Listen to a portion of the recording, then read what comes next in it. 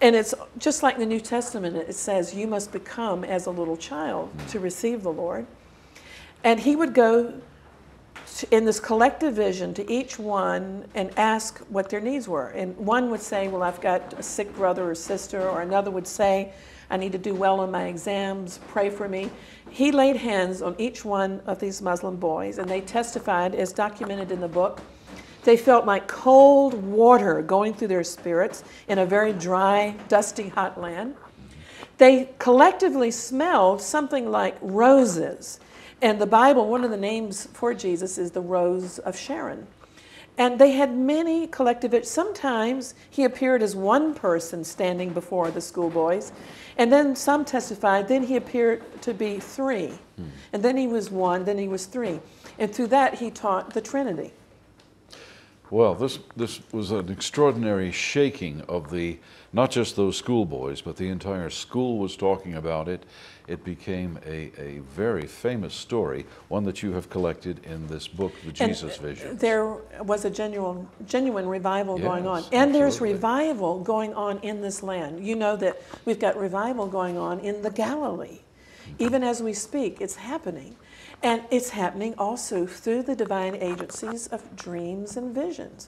People are, Muslim people are having dreams about Jesus. Some Jewish people are too.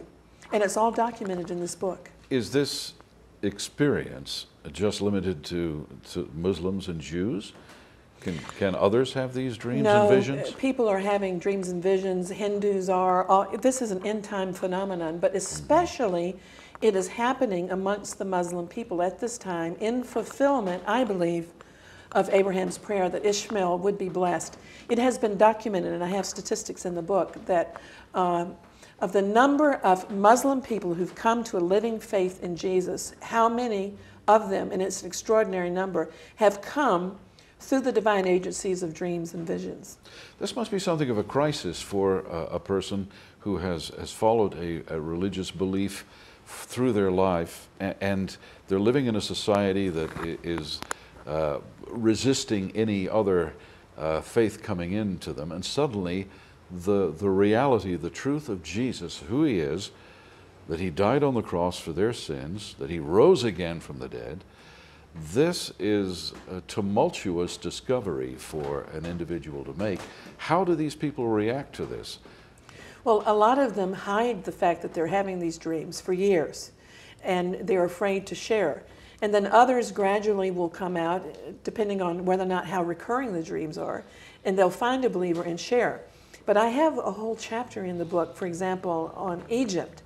And in that chapter, I interview a priest, a Coptic Christian priest, who was involved very much in one of the recent revivals in Egypt.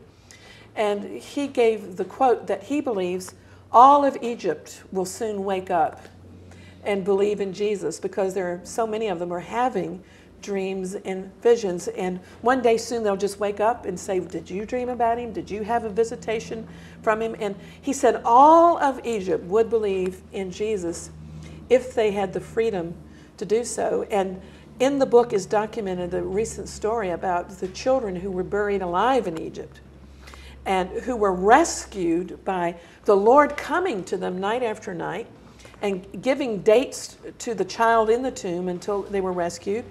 And then another child, in this dream, Jesus would wake up their dead mother that they were buried with, and the dead corpse would give milk to the infant. Now, this amazing story was actually documented on Egyptian television. Reported on the news. And when the reporter said to the child, who was this man who came and gave you supernatural food until you were rescued in this mausoleum-like tomb? And the young child said very innocently, I don't know what his name was, but there was light shining from his face and there was blood in his hands. And the reporter said,